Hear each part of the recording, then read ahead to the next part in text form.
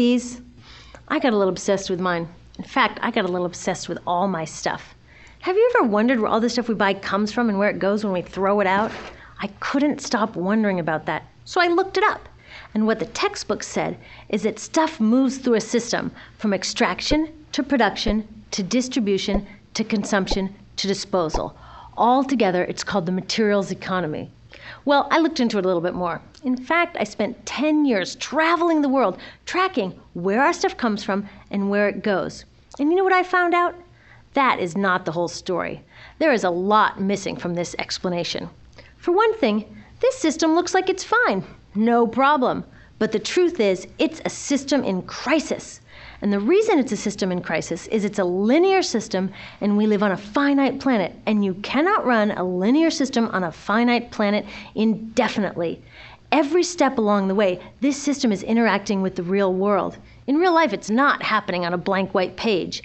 It's interacting with societies, cultures, economies, the environment. And all along the way, it's bumping up against limits. Limits we don't see here because the diagram is incomplete. So let's go back through. Let's fill in some of the blanks and see what's missing. Well, one of the most important things that's missing is people. Yes, people. People live and work all along this system. And some people in this system matter a little more than others. Some have a little more say. Who are they? Well, let's start with the government. Now, my friends tell me I should use a tank to symbolize the government, and that's true in many countries and increasingly in our own. After all, more than 50% of our federal tax money is now going to the military. But I'm using a person to symbolize the government because I hold true to the vision and values the government should be of the people, by the people, for the people. It's the government's job to watch out for us, to take care of us. That's their job. Then along came the corporation. Now, the reason the corporation looks bigger than the government is that the corporation is bigger than the government.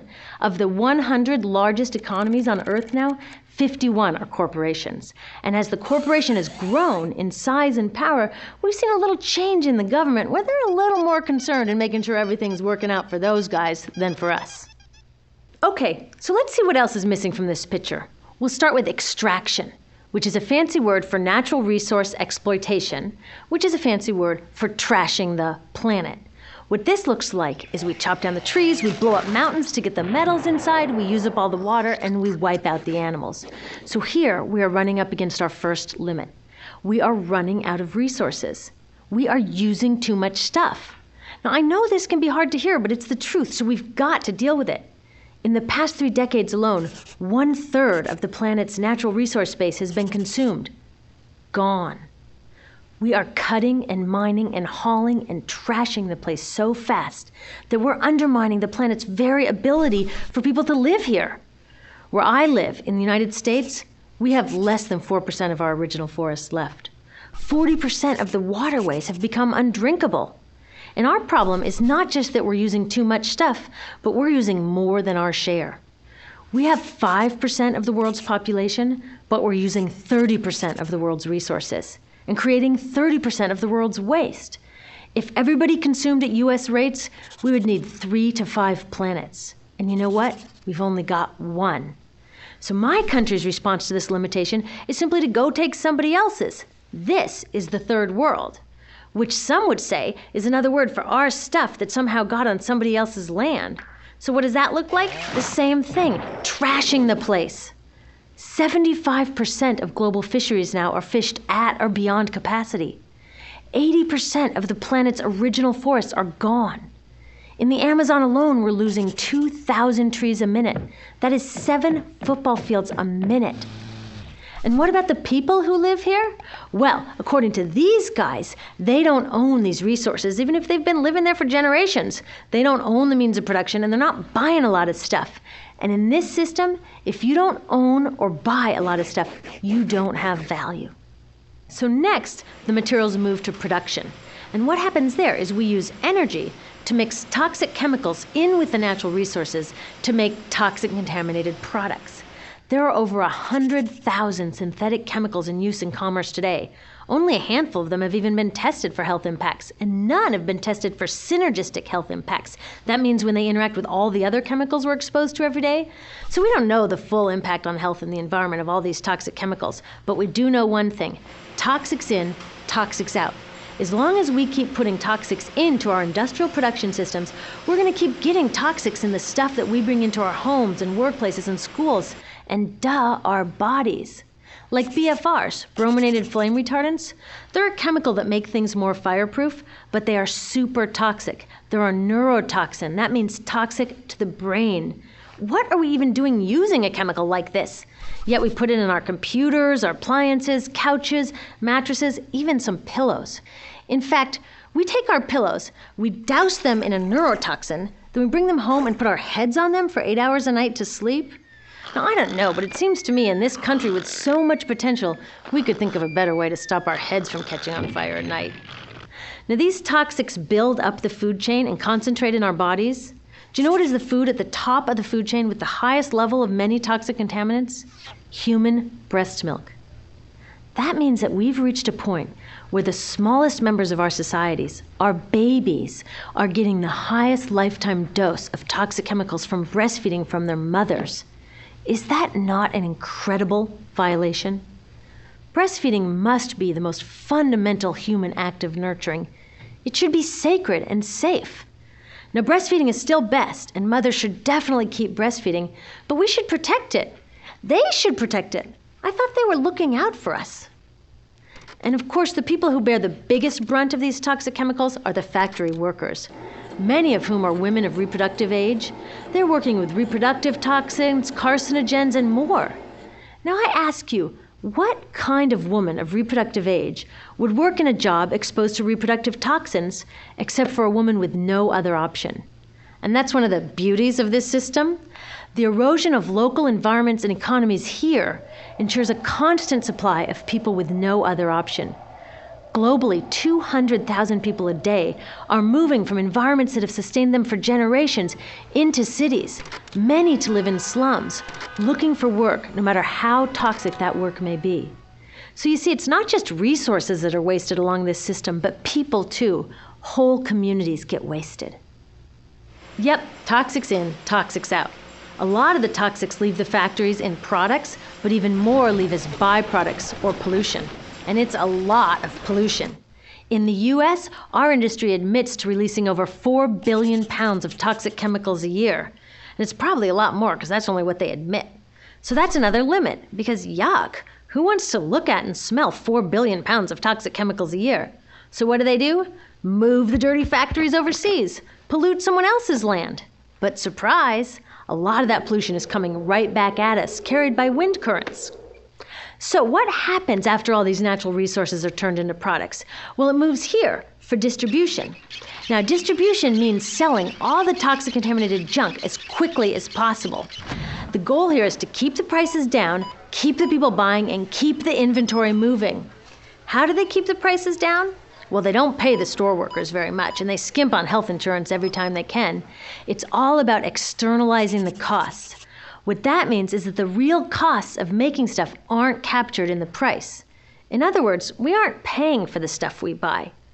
I was thinking about this the other day. I was walking to work and I wanted to listen to the news, so I popped into a Radio Shack to buy a radio. I found this cute little green radio for $4.99. I was standing there in line to buy this thing, and I was thinking, how could $4.99 possibly capture the cost of making this radio and getting it into my hands? The metal was probably mined in South Africa. The petroleum was probably drilled in Iraq. The plastics were probably produced in China. And maybe the whole thing was assembled by some 15-year-old in a maquiladora in Mexico. $4.99 wouldn't even pay the rent for the shelf space it occupied until I came along, let alone part of the staff guy's salary who helped me pick it out, or the multiple ocean cruises and truck rides pieces of this radio went on. That's how I realized I didn't pay for the radio. So who did pay? Well, these people paid with the loss of their natural resource space. These people paid with the loss of their clean air, with increasing asthma and cancer rates. Kids in the Congo paid with their future. 30% of the kids in part of the Congo have dropped out of school to mine coltan, a metal we need for our cheap and disposable electronics. These people even paid by having to cover their own health insurance. All along this system, people pitched in so I could get this radio for $4.99. And none of these contributions are recorded in any accounts book. That's what I mean by the company owners externalized the true costs of production. And that brings us to the golden arrow of consumption. This is the heart of the system, the engine that drives it. It is so important that protecting this arrow has become the top priority for both of these guys. That's why after 9/11, when our country was in shock, and President Bush could have suggested any number of appropriate things, to grieve, to pray, to hope. No, he said to shop, to shop. We have become a nation of consumers. Our primary identity has become that of being consumers, not mothers, teachers, farmers, but consumers. The primary way that our value is measured and demonstrated is by how much we contribute to this arrow, how much we consume. And do we? We shop and shop and shop, keep the materials flowing, and flow they do. Guess what percentage of total materials flow through this system is still in product or use 6 months after their date of sale in North America? 50%? 20? No, 1%. 1. In other words, 99% of the stuff we harvest, mine, process, transport, 99% of the stuff we run through this system is trashed within 6 months. Now, how can we run a planet with that level of materials throughput? It wasn't always like this. The average U.S. person now consumes twice as much as they did 50 years ago. Ask your grandma. In her day, stewardship and resourcefulness and thrift were valued. So how did this happen? Well, it didn't just happen. It was designed. Shortly after World War II, these guys were figuring out how to ramp up the economy. Retailing analyst Victor Lebeau articulated the solution that's become the norm for the whole system.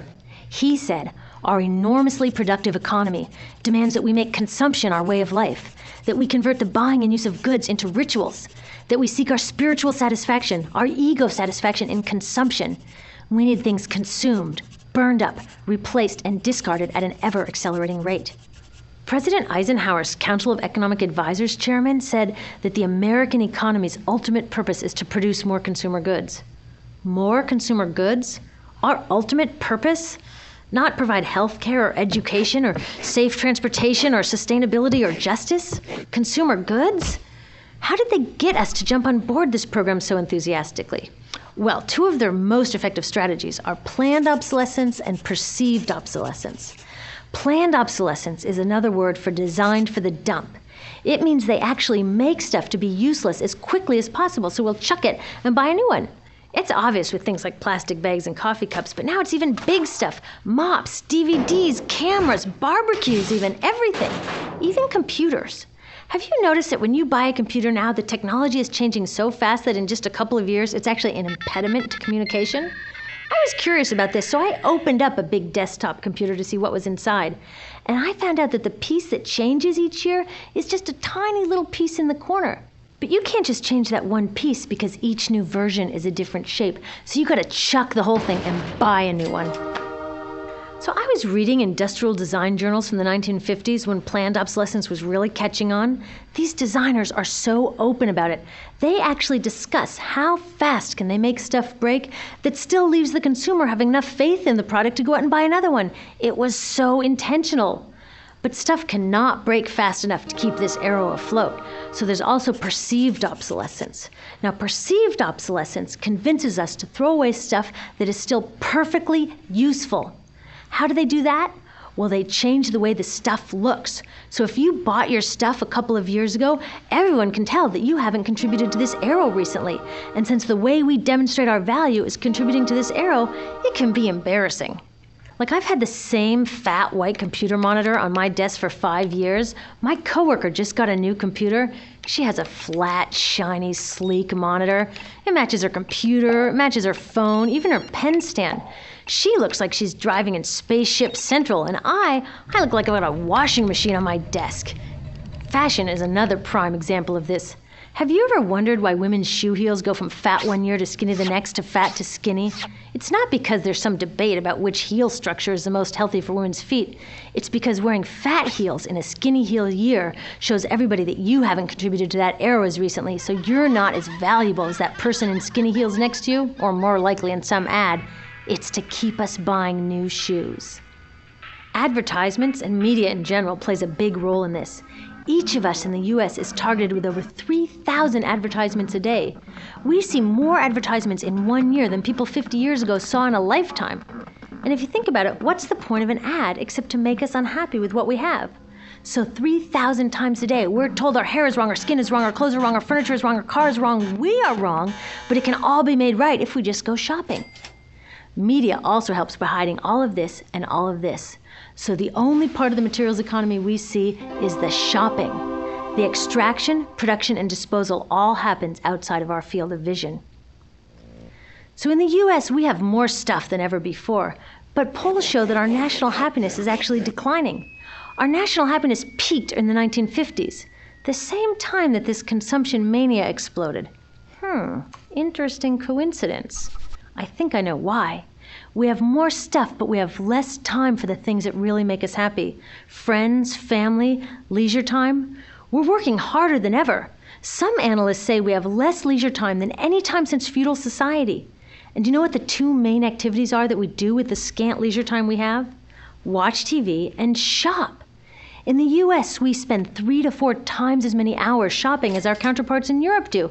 So we're in this ridiculous situation where we go to work, maybe 2 jobs even, and we come home and we're exhausted, so we plop down on our new couch and watch TV, and the commercials tell us you suck, so you gotta go to the mall to buy something to feel better, and then you gotta go to work more to pay for the stuff you just bought, so you come home and you're more tired, so you sit down and you watch more TV, and it tells you to go to the mall again, and we're on this crazy work, watch, spend treadmill, and we could just stop.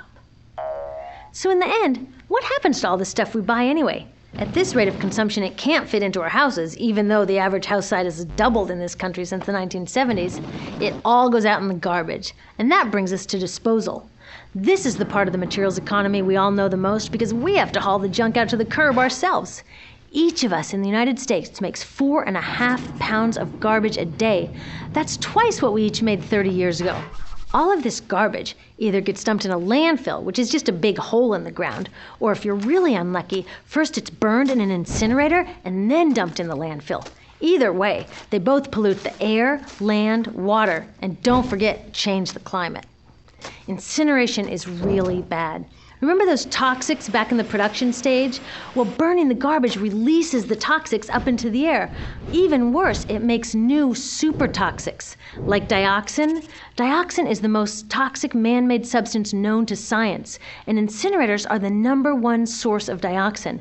That means that we could stop the #1 source of the most toxic man-made substance known just by stopping burning the trash. We could stop it today. Now, some companies don't want to deal with building landfills and incinerators here, so they just export the disposal too. What about recycling? Does recycling help? Yes, recycling helps. Recycling reduces the garbage at this end, and it reduces the pressure to mine and harvest new stuff at this end. Yes, yes, yes, we should all recycle, but recycling is not enough. Recycling will never be enough for a couple reasons. First, the waste coming out of our houses is just the tip of the iceberg. For every 1 garbage can of waste you put out on the curb, 70 garbage cans of waste were made upstream just to make the junk in that 1 garbage can you put out on the curb. So even if we could recycle 100% of the waste coming out of our households, it doesn't get to the core of the problems. Also, much of the garbage can't be recycled, either because it contains too many toxics or it's designed not to be recyclable in the first place. Like those juice packs, where they have layers of metal and paper and plastic all smushed together, you can never separate those for true recycling. So you see, it is a system in crisis. All along the way, we are bumping up against limits. From changing climate to declining happiness, it's just not working. But the good thing about such an all-pervasive problem is that there are so many points of intervention. There are people working here on saving forests and here on clean production, people working on labor rights and fair trade and conscious consuming and blocking landfills and incinerators, and very importantly, on taking back our government so that it really is by the people and for the people. All of this work is critically important, but things are really going to start moving when we see the connections, when we see the big picture. When people along the system get united, we can reclaim and transform this linear system into something new, a system that doesn't waste resources or people. Because what we really need to chuck is that old school throwaway mindset. There's a new school of thinking on this stuff, and it's based on sustainability and equity, green chemistry, zero waste, closed-loop production, renewable energy, local living economies. It's already happening. Now, some say it's unrealistic, idealistic that it can't happen, But I say the ones who are unrealistic are those that want to continue with the old path. That's dreaming. Remember, that old way didn't just happen. It's not like gravity that we've just got to live with. People created it, and we're people too. So let's create something new.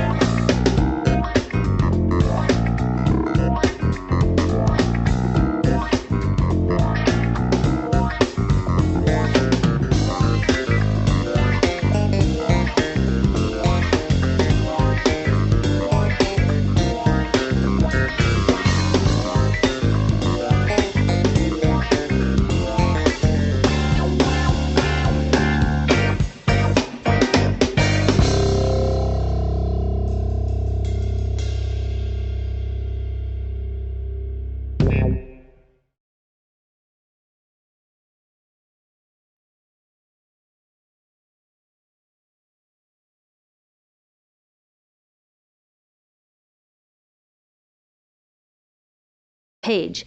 It's interacting with societies, cultures, economies, the environment, and all along the way it's bumping up against limits. Limits we don't see here because the diagram is incomplete. So let's go back through. Let's fill in some of the blanks and see what's missing.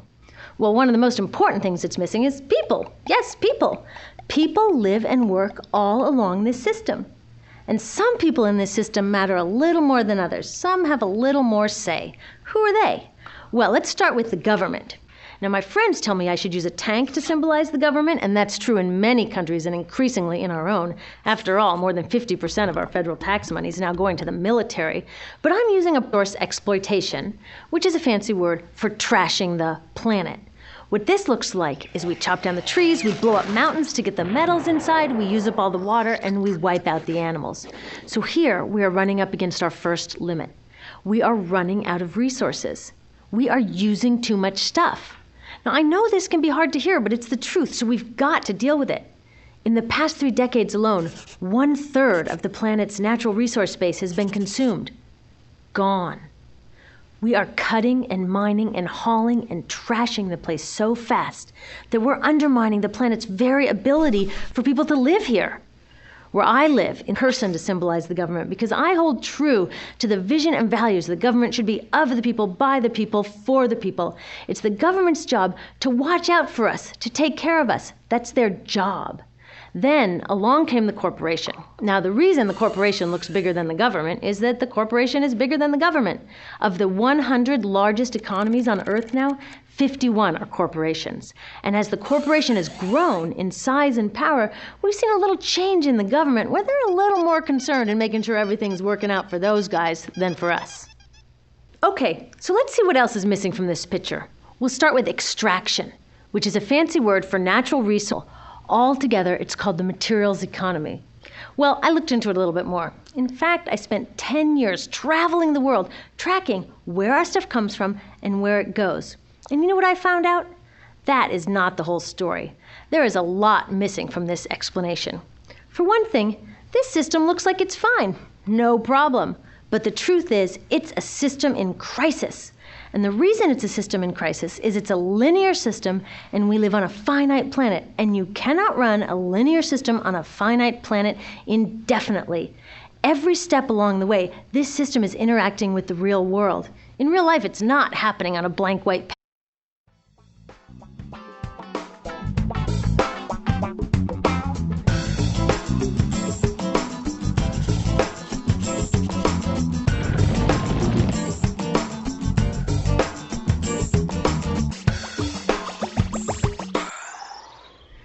Of these, I got a little obsessed with mine. In fact, I got a little obsessed with all my stuff.